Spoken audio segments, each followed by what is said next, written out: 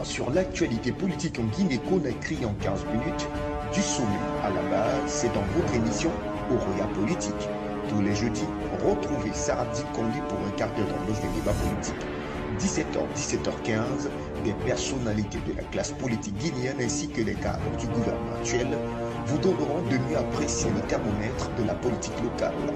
Oroya Politique, ensemble relevant le défi de la bonne gouvernance. Émission à suivre également sur nos différentes plateformes numériques.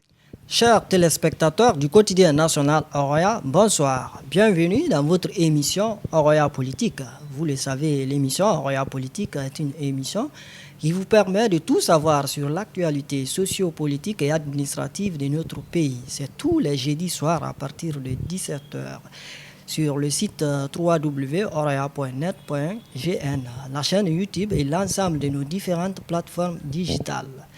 Alors, pour cet autre numéro, c'est la Direction nationale des mines qui nous reçoit avec comme invité Monsieur le directeur national des mines, Monsieur Ousmane Kaba. Il est donc notre invité dans cette émission Oroya Politique.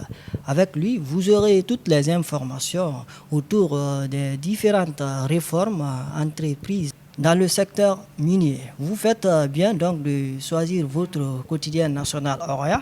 C'est parti pour un quart d'heure d'émission. Ensemble, relevant le défi de la bonne gouvernance. Émission à suivre également sur nos différentes plateformes numériques. Monsieur le directeur, bonsoir. Bonsoir. Merci de nous avoir reçus chez vous. Bienvenue. Alors, monsieur le directeur, sans plus tarder, l'un des piliers du développement de notre pays repose sur ses ressources minières. Quelle est la politique engagée par le gouvernement pour booster le secteur minier en Guinée? Monsieur Condé, je vous remercie de venir m'accorder cette interview. Je vous remercie particulièrement pour l'intérêt que vous portez sur les mines en Guinée. Oui. On sait que le secteur minier constitue un socle principal pour l'essor économique de notre pays. Oui. Alors, tout d'abord, j'aimerais présenter la Direction nationale des mines. C'est la direction qui est chargée de concevoir, d'élaborer et de mettre en pratique la politique minière de la Guinée sur tout le territoire national. Spécifiquement, ça consiste à contrôler les sociétés minières en activité. Vous savez que l'exploitation minière est subdivisée en plusieurs phases. Oui. Il y a la phase d'exploration. Pendant cette phase-là, c'est la Direction nationale de la géologie qui est responsable de surveiller les activités. Ensuite, il y a la phase de développement, Oui. où il y a une direction, je dirais un service national des projets miniers. Mais en réalité, c'est une direction à l'instar de la Direction nationale des mines comme la Direction nationale de la géologie. Et après cette phase de développement vient la phase d'exploitation. Donc la Direction nationale des mines est responsable de surveiller les activités, toutes les activités de ces sociétés en phase d'exploitation. Il s'agit d'élaborer ou de voir avec eux le plan minier, les activités qui se passent sur Caromine, le contrôle quantité minerais abattus sur place. D'ailleurs, sur ce registre-là, j'aimerais rappeler brièvement un fait, c'est que la Guinée impose ou prélève deux taxes à ce niveau. Il y a ce qu'on appelle la taxe à l'extraction, donc sur Caromine, et la taxe à l'exportation. Ces deux taxes constituent ce qu'on appelle les taxes d'extraction et à l'exportation. Donc la Direction nationale des mines est présente à ce niveau pour s'assurer que les quantités que les sociétés minières déclarent exporter, ces quantités-là qui ont été réellement abattues sur Caromine. Alors, la Direction nationale des mines elle est composée de 4 divisions. Chacune est chargée pour le contrôle de ces sociétés en exploitation. Chacune est chargée d'activités bien précises.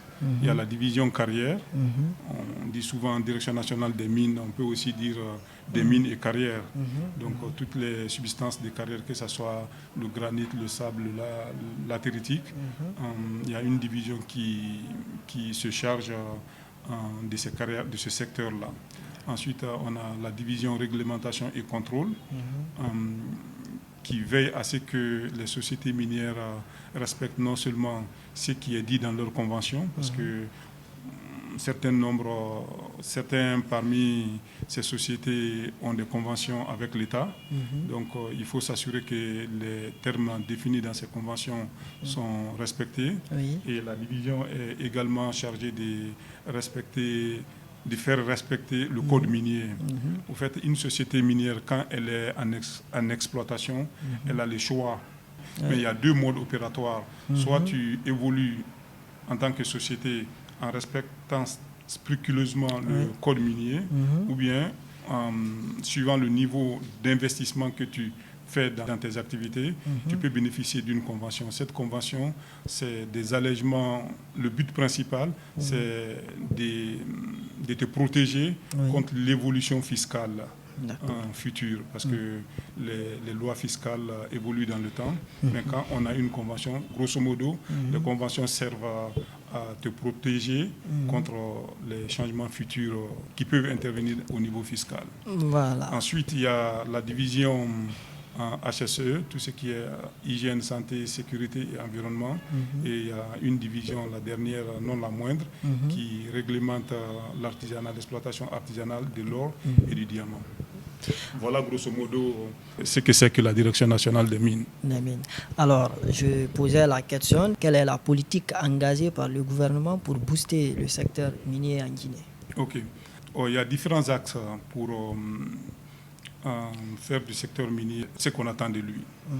Un des développements majeurs auxquels je peux penser, c'est la détermination des quantités exportées et quantités extraites.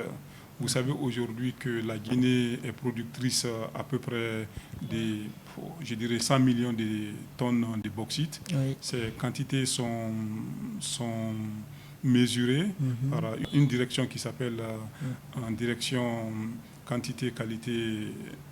Ça, ils sont très actifs au niveau des bateaux. Avant le départ de chaque bateau, on s'assure avec la méthode du tirant d'eau que vous connaissez, je suppose. D'accord. On s'assure qu'on a le poids vide du bateau et le poids chargé du bateau. Ça nous permet de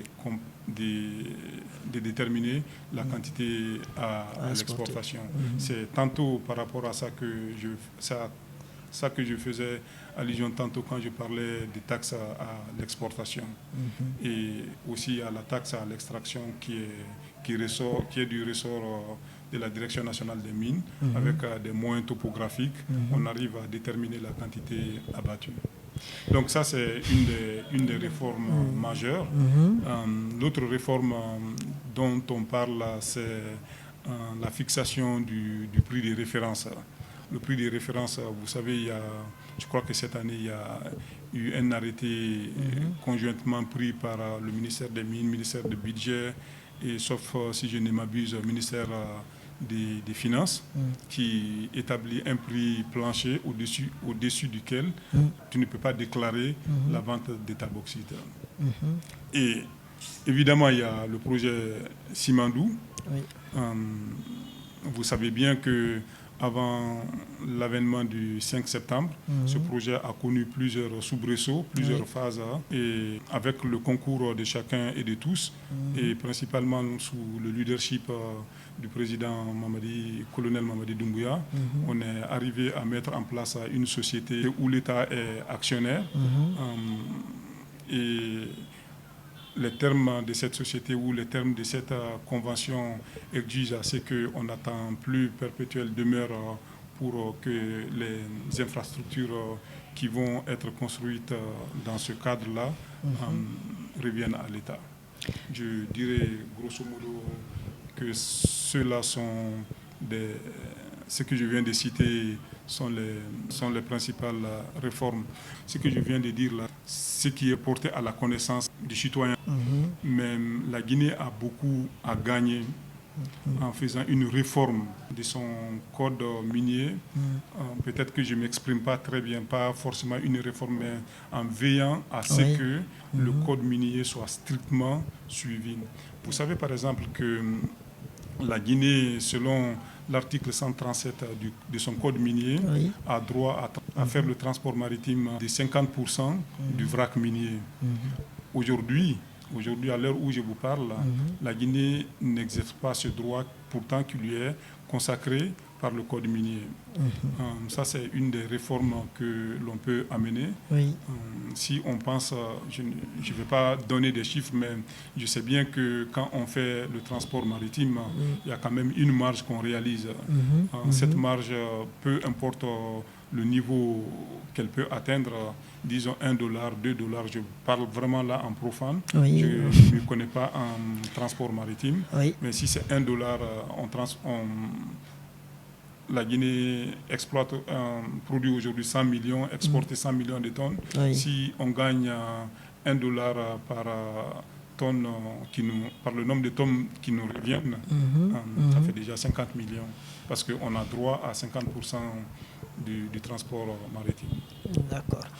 Alors, Monsieur le directeur, quelle stratégie l'État a mis en place pour veiller à l'application correcte du code minier, mais aussi pour les sociétés qui exploitent?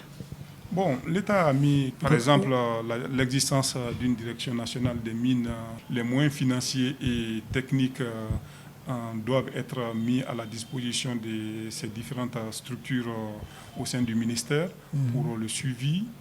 Je ne parle pas du contrôle parce que le contrôle est ponctuel, mais du suivi au jour le jour de ces sociétés. Je pense que c'est ce qu'il faut que l'État mette en place, c'est-à-dire que nous soyons présents sur Caromine, c'est-à-dire que nous ayons une politique de planification minière, que nous ayons le nez dans le déroulement des opérations, pour qu'on sache que oui, les coûts que déclarent les entreprises minières, c'est des coûts optimisés. On assiste à un contrôle strict sur la chaîne de valeur. Et maintenant, qu'en est-il pour les sociétés qui l'exploitent réellement, leur suivi et l'application pour qu'ils appliquent ce code minier de façon correcte? Il y a l'assistance de nos partenaires techniques et financiers. Je pense à la Banque mondiale, je pense à GIZ, la coopération allemande. Tous ces partenaires mettent à la disposition de la Guinée à travers un secteur spécifique. Je ne connais pas ce qui se passe dans le domaine de la santé, je ne sais pas ce qui se passe dans le domaine de l'éducation, mais pour le domaine minier, la Banque mondiale et le GIZ mettent les moyens techniques pour le contrôle par le suivi des activités minières. Donc annuellement, il y a des missions qui se passent au niveau des sociétés minières où on procède à leur contrôle. On se rassure que les dispositions réglementaires sont respectées et un rapport, chaque fois que ces missions sont effectuées, un rapport est adressé aux bailleurs concernés, que ce soit GIZ ou la Banque mondiale. Bien. Alors, on constate souvent des désordres au niveau des sites d'exploitation minière, par exemple l'or et le diamant. Comment vous y faites face? Alors, ça, c'est une question. Si vous ne me l'aviez pas posée, je l'aurais soulevée. Alors, vous savez qu'on est un pays musulman, en grande partie, et accessoirement, sans manquer de respect aux autres religions, on est chrétien aussi. Dans ces religions, on dit souvent que les péchés qu'on commet, c'est en général les gens c'est à nos contemporains qu'on peut commettre des péchés. Je connais très peu de gens qui me parlent des péchés commis envers des gens qui ne sont pas encore nés. Donc vous voyez bien le sens de mon observation qu'aujourd'hui, nous, en tant que structure étatique, et d'autres qui sont dans l'exercice du métier artisanal, on commet des péchés énormes pour des générations à venir. C'est ce que j'appelle la solidarité intergénérationnelle. Si vous allez à Mamou, j'ai eu l'occasion de faire tout le pays avec un certain célèbre journaliste, M. Alain Foucault, quand il est venu réaliser son émission. Le désastre environnemental qui s'opère dans ces milieux en Haute-Guinée ne dit pas son nom. Mon humble avis est que l'artisanat doit être structuré de telle sorte qu'on abandonne complètement l'utilisation des produits chimiques. Je pense aux cyanures qui sont déversés dans le cours d'eau, le mercure qui sont déversés dans le cours d'eau. Ça, c'est un désastre phénoménal. L'autre chose qu'on ne dit pas, c'est les enfants, je ne dirais même pas des jeunes, des enfants à qui on nie un avenir futur. Parce que tout simplement, on les détourne du chemin de l'école pour aller dans les mines qui comportent ces risques d'éboulement. Je pense aussi à ces femmes qui doivent quitter le foyer pour se consacrer au travail minier. La conséquence, c'est quoi? On ne suit pas l'éducation des enfants à la maison. Donc oui, ça c'est un défi énorme auquel on doit faire face. Il s'agit de dénoncer. Vous me direz bien, monsieur le directeur national des mines, vous êtes en train de dénoncer un fait. Quelle est la solution? Justement. La solution, elle n'est pas simple. On doit procéder méthodiquement. Il y a eu une politique qui a été bien définie. Je suis de ceux qui pensent qu'on doit avoir un comportement de gentleman agreement. Par là, j'entends, on ne jettera jamais le pauvre sur l'administration, sur nos prédécesseurs. Beaucoup de travail qui relevait du bon sens a été fait. L'artisanat, l'exploitation artisanale a été encadrée. Donc on a mis en place des équipes d'encadrement. On a défini des couloirs d'abord, auparavant, on a formé des groupements d'artisans auxquels on va attribuer des couloirs qui ont été définis au préalable. Aujourd'hui, ce qu'on est en train de faire, c'est de faire des études, ne serait-ce que géochimiques, sur ces couloirs pour déterminer l'existence d'un soupçon de minerais. Une fois que ces études géologiques sont faites, on peut avoir une certaine assurance d'octroyer ces couloirs à ces groupements et ça évite à ce que ces artisans se déportent sur les permis des sociétés valablement constituées en Guinée.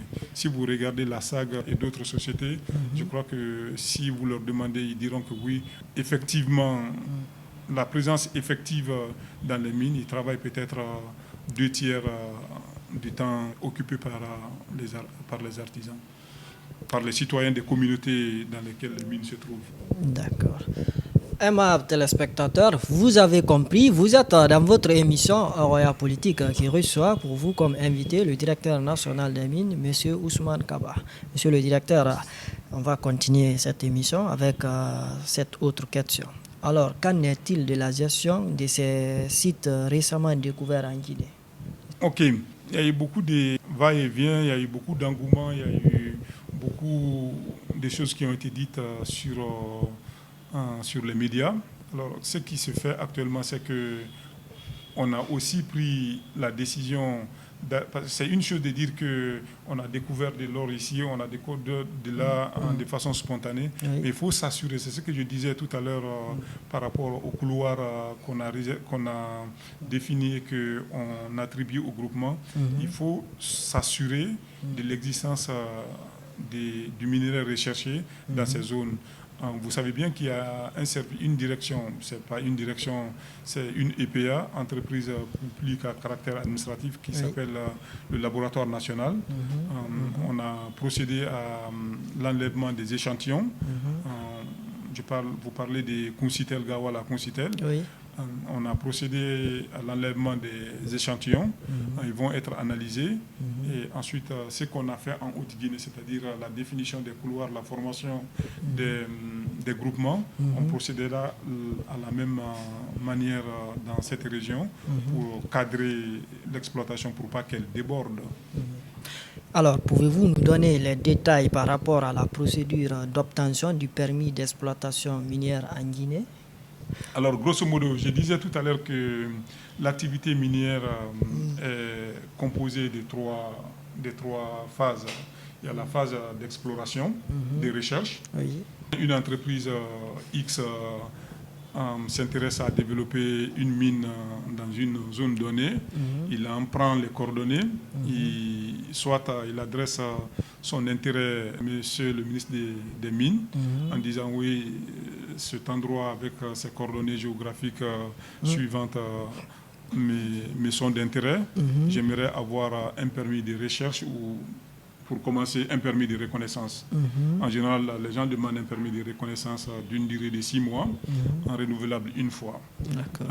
Cette demande est dirigée à la Direction nationale des mines, qui en fait une annotation adressée au CPDM. CPDM, c'est Centre de promotion et de développement minier, qui est responsable du cadastre minier, tous les domaines qui concernent les mines et les carrières. Cette demande au CPDM, qui est un service d'appui, le CPDM s'assure que les coordonnées sont libres de toute prétention. Les prétentions sont quoi? Ça peut être prétention de tiers, il se peut que c'est à quelqu'un d'autre que ces coordonnées ont été attribuées. Prétention étatique, ça peut être, ce domaine peut être dans une zone promotionnelle de l'État ou bien dans une zone réservée, c'est-à-dire que l'État, pour une raison qui lui est propre, décide que cette partie ne fera jamais, en tout cas pour un certain temps, l'objet d'exploitation.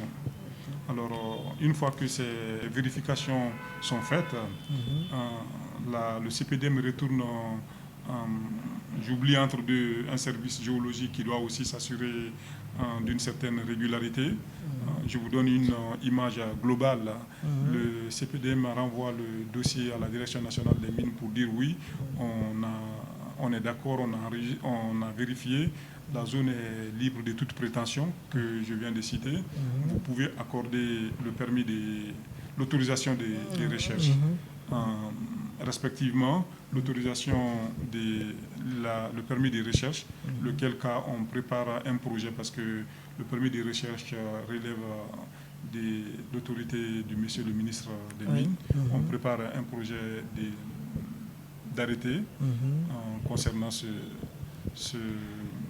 cette demande-là. Donc là, on est en phase de recherche ou phase de reconnaissance. Mettons, pour faire simple, on est en recherche. Le promoteur fait ses recherches, il fait ses études de faisabilité. Il détermine que ça contient un jugement exploitable. Vous savez bien ce que c'est qu'un jugement. C'est des accumulations anormales d'une substance géologique qui a un intérêt économique. On peut découvrir du minerai à quantité suffisante, mais les conditions économiques qui prévalent en ce moment font qu'il n'est pas exploitable. Du coup, on ne parle plus de jugement. Là, c'est un peu technique. Alors, une fois qu'il a déterminé que cette étude de faisabilité, à partir de ce moment, il adresse au projet minier. Je parlais tout à l'heure d'une division qui s'appelle Service national du suivi des projets miniers, mais c'est une direction en effet. Et eux, ils étudient aussi, ils font une étude de cette étude de faisabilité. Et au final, on arrive à la fin du processus et on a mis en place une commission nationale des mines. Cette commission nationale des mines est composé de plusieurs cadres qui viennent de plusieurs départements. On s'assure à ce que les questions objectives soient posées pendant l'étude de ces demandes de permis d'exploitation. La Commission nationale des mines, dont j'assure la présidence, composée de 11 cadres, s'assoit et analyse cette demande des permis d'exploitation sous toutes ces coutures, que ce soit couture environnementale, que ce soit couture en transport, couture en finance, couture je ne sais quoi d'autre. C'est pour vous dire que certains ministères sont présents certains membres dans cette démarche, dans cette commission. Du coup, on passe vraiment au peigne fin ces demandes. pour mémoire, depuis que nous avons commencé à examiner ces demandes de permis d'exploitation, je crois qu'on en a reçu une dizaine, voire je dirais 15, mais on a accordé un avis favorable à 6. Du coup, on a rejeté peut-être 9. C'est pour vous dire que cette commission, de façon très scrupuleuse, analyse les dossiers de demande de permis d'exploitation. Voici, grosso modo, le processus d'obtention d'un permis d'exploitation. Monsieur le directeur, l'avant-dernière question, les activités minières impactent négativement l'environnement, vous le savez. Pour remédier à cette situation, quelles sont les dispositions prises par votre direction, généralement l'État? Dans un monde idéal, c'est de dire, OK, on est conscient des impacts environnementaux, et c'est ce que l'État fait. Oui. C'est ce que l'État, vous pouvez être sûr que c'est ce que fait la Commission nationale des mines quand la demande d'exploitation lui est adressée. L'entreprise, ça c'est ce qui se fait en amont, même avant que l'activité minière ne commence. En amont, ce qui se passe, le promoteur procède à une étude d'impact environnemental et social. Il va faire le listing de tous les impacts possibles négatifs. Il va s'engager à les diminuer, à les éliminer, à diminuer, et si tout ça n'est pas possible, à compenser. Ensuite, le rapport d'étude d'impact environnemental est débattu dans un comité technique logé au ministère de l'Environnement. Après l'étude soigneuse de son dossier, qu'un permis, une autorisation, un certificat, vous l'appelez comme vous voulez, lui est délivré. C'est un cutus environnemental. Bon, ça c'est en amont de son activité, mais pendant l'exercice de son métier, c'est ce que je disais tout à l'heure, que les contrôles se font de façon régulière. Au sein de la Direction nationale des mines, je vous ai dit, quand je citais les 4 divisions qui composent la direction, il y a une division spécifique à ça, HSE, hygiène, santé, sécurité et environnement. Monsieur le directeur, nous sommes pratiquement à la fin de cette émission. Vous le savez, selon le classement mondial, la Guinée est le 2e pays producteur de bauxite. Pouvez-vous nous dire comment sont gérées les recettes issues de ce minerai? Nous, on est responsable de l'élaboration, de la conception et de la mise en place de la politique minière, comme je le disais tantôt. Oui. Je vois bien le sens de votre question. Les plaisantins peuvent dire que oui, la Guinée produit 100 millions de tonnes de bauxite. La Guinée exporte 100 tonnes d'or. Mais l'impact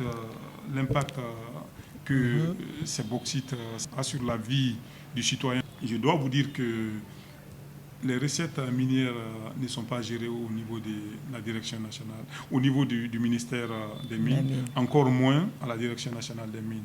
Mais cependant, il y a une politique, et là je salue mes prédécesseurs, il y a une politique pour promouvoir le contenu local. Il y a un fonds qu'on appelle FODEL, Fonds de développement local, où l'État perçoit une certaine redevance en royalties, parce que sur chaque franc généré, je ne parle pas des bénéfices, je parle des chiffres d'affaires là, sur chaque franc généré en termes de revenus, des recettes, 0,5% sont dédiés ou est dédié à ce fonds de développement local. Il y a d'autres fonds qui existent et qui sont alimentés par ces contributions. Et aussi, il faut noter la responsabilité sociale de l'entreprise. Ces sociétés minières, Souvent, on pense que je suis l'avocat des sociétés minières, mais je viens du privé auparavant. Et je peux attester que oui, beaucoup de ces sociétés-là, bien sûr, l'impact, je ne suis pas en train de minimiser l'impact environnemental négatif que génèrent les mines.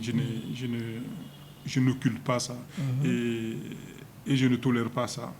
Mais il faut aussi dire que ces sociétés minières remplissent, certaines d'entre elles, pas toutes, certaines d'entre elles vont au-delà de leurs responsabilités sociales. Je pense à la SAG. Si vous allez à Sigirigne, vous demandez qu'est-ce que fait la SAG pour la communauté, ils vous diront ce qu'elle fait. D'accord. Merci, monsieur le directeur, d'avoir répondu à nos questions. C'est à moi de vous remercier. Le plaisir est énorme de mon côté. Et si je peux donner un message encore pour clôturer, il faut que tous les acteurs, surtout du côté de l'administration, il faut qu'on gère la chose publique. Parce que les mines, pour finir, ce sont des choses publiques. Il faut qu'on gère les choses publiques de façon rationnelle. Que les demandes qu'on nous adresse, qu'on ne retienne pas les dossiers pour attendre qu'un promoteur nous traite d'une telle ou d'une façon ou d'une autre. Pour qu'on tire le bénéfice de l'activité minière, il faut que ça se passe comme sur des roulettes. Les dossiers arrivent, je parle pour ce qui me concerne, quand un dossier arrive à la Direction nationale des mines, Madame l'assistante, elle nous écoute, ça ne prend pas plus de 5 jours pour donner une suite. La suite maintenant peut être favorable, elle peut être défavorable. Mais on doit traiter les dossiers de façon rapide pour que l'activité ne se grippe pas. Et parce que quand l'activité grippe, c'est nos 15%, l'État en général est actionnaire dans ces sociétés à hauteur de 15%, c'est nos 15% qui se grippent en fait. Justement. Ok. Aimables téléspectateurs, ainsi prend fin donc votre émission Roya Politique. Merci à tous de l'avoir suivi. On se retrouve la semaine prochaine avec un autre invité. Et quant à moi, je vous souhaite de passer une excellente soirée où que vous soyez dans le monde. Bonsoir.